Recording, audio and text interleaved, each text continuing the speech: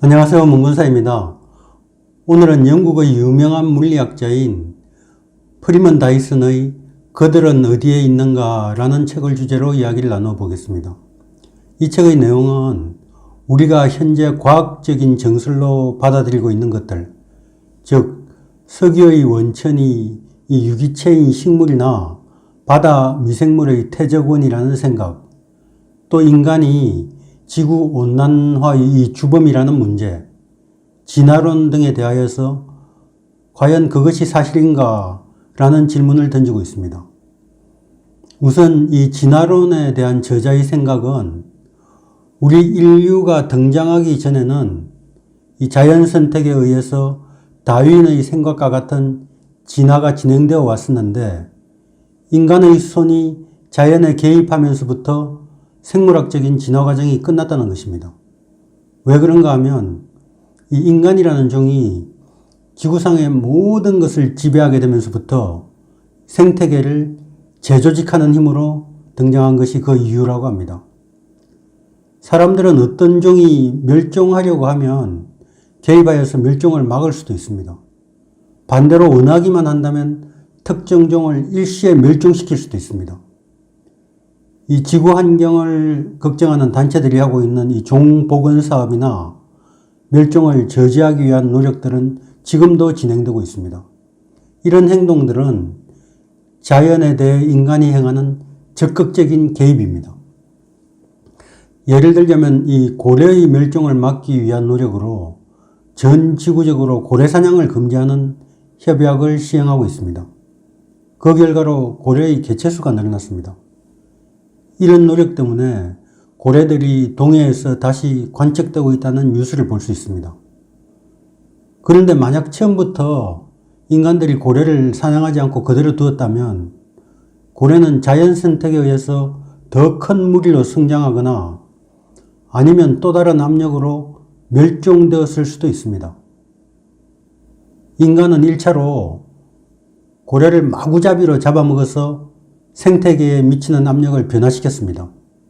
고래의 개체수가 줄어들자 이 고래의 먹이가 되던 생물들이 상대적으로 번성하게 되었습니다. 이 생물의 번성은 연쇄적으로 다른 생물들에게 진화의 압력으로 작용합니다. 그런데 자연계가 예상하지 못하게 고래를 마구 잡아대던 인간들이 갑자기 고래를 보호해서 개체수를 늘려버렸습니다. 생태계는 지금까지와는 정반대의 압력에 다시 노출되는 상황에 놓이게 된 것입니다. 이런 일들은 종을 복원한다든지 아니면 자연이 이 변화하려고만 하면 인간이 개입하는 여러 행동에 의해서 사방에서 일어나고 있습니다.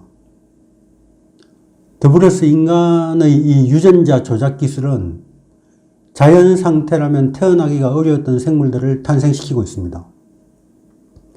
유전자 조작 기술은 미생물의 유전자를 떼어내서 식물로 또 다른 동물로 옮길 수 있는 단계를 이미 지났습니다. 이렇게 되면 궁극적으로는 특정한 종이라는 이 종의 구분이 사라질 수도 있습니다. 식물의 유전자를 가진 동물, 광물과 결합한 식물 등 종의 경계가 무너지게 됩니다. 이 식물이 우리의 눈에 이 녹색으로 보이는 것은 식물이 녹색의 파장을 흡수하지 않고 반사하기 때문입니다. 만약에 식물이 이 광합성을 통해서 에너지를 최대로 획득하는 것을 목표로 했다면 검은색의 잎사귀를 가지는 것이 더 유리했을 것입니다. 식물이 이 녹색을 반사하는 이유는 햇볕 전체를 받아들였을 때 자신이 너무 뜨거워지는 것을 막기 위한 장치라고 합니다. 이 식물들은 자신에게 도달하는 태양 에너지의 약 1%만을 화학적 에너지로 변환시킵니다. 그런데 더 많은 생산물을 추구하는 인간들은 이 식물들의 잎사귀를 실리콘 잎사귀로 교체할 수 있다고 합니다. 실리콘 잎사귀는 원래 잎사귀의 15배의 효율을 낼 수 있습니다. 그러면 생산물을 10배 이상 늘릴 수가 있습니다. 언젠가 우리는 밭을 가득 채우고 바람에 흔들리고 있는 실리콘 잎사귀들을 볼 수 있을지도 모릅니다. 그 다음은 이 석유에 관한 생각입니다. 석유 생성 이론으로는 이 유기기원설과 무기기원설이 있습니다. 유기기원설은 이 석유가 지구의 생물들, 특히 이 바닷속 미생물의 시체가 쌓여서 높은 압력을 받으면서 형성된 탄화수소 화합물이라는 것입니다. 이것이 만일 사실이라면 석유 자원은 유한성을 가질 수밖에 없습니다. 그래서 사람들은 이 화석연료의 종말이 언제 올 것인지 두려워하면서 살아왔습니다. 그런데 이 끝장난다던 석유는 아직도 사용하고 있고 여기저기서 새로운 유전들이 발견되고 있습니다. 카네기 연구소의 화학자들이 이 지구 멘틀에 존재하는 퇴적암의 구성물질인 탄산칼슘과 화성암의 구성성분인 산화철, 그리고 물을 혼합해 놓고 200km 지하에 있는 멘틀의 온도와 압력을 동일하게 가하는 실험을 했다고 합니다. 이 실험에서 천연가스의 성분인 메탄이 다량으로 발생하였습니다. 이 실험을 통해서 지구상의 천연가스는 지구 멘틀 안에서 다른 유기체 퇴적물 없이도 생성될 수 있다는 사실이 밝혀졌습니다. 석유의 무기기원설은 천연가스와 마찬가지로 석유도 유기체의 퇴적물이 아니라 지구 멘틀 안에서 무기물들이 높은 온도와 압력을 받아서 자연적으로 생성된다는 이론입니다. 아직은 유기기원설이 정설이지만 무기기원설이 올바른 이론이 아닐까 하는 것이 프리먼 다이슨의 생각입니다. 다음으로는 지구온난화에 대한 주장입니다. 다이슨의 생각은 이 지구온난화에 대한 모든 소동이 과장되었다는 것입니다. 온난화가 일어나고 있는 것은 맞지만 이 더워지고 있는 부분은 지구의 일부이지 지구 전체가 온난화되고 있지는 않다는 것입니다. 이 대기 중에 존재하는 이산화탄소가 대기의 온도를 상승시키는 것이 사실이지만 이 온난화는 더운 곳을 더 덥게 하는 것이 아니라 추운 곳을 따뜻하게 만듭니다. 그래서 추운 곳에 있는 빙하들이 녹아내립니다. 이처럼 더운 곳은 그대로 있고 추운 곳만 따뜻해지는 이러한 지역적인 온난화를 지구가 전체적으로 더워지고 있다고 오해하고 있다는 것입니다. 그런데 공기 중에 포함된 이산화탄소는 생물들의 생육에 매우 중요한 역할을 합니다. 이 왕성하게 생장하는 한낮의 옥수수 밭에서는 지상 1m 안에 있는 이산화탄소가 5분 안에 모두 소모가 됩니다. 만약 이 대류에 의해서 새로운 공기가 계속적으로 유입되지 않는다면 옥수수는 자라지 못합니다. 오히려 문제는 이런 식물들이 왕성하게 자라는 데 필요한 이산화탄소가 오히려 적다는 것입니다. 이처럼 사람들이 산업화 과정을 통해서 배출시킨 탄소들이 과연 지구온난화를 일으키는 주범인가에 대해 프리먼 다이슨은 아마 아닐 것이라는 생각을 가지고 있습니다.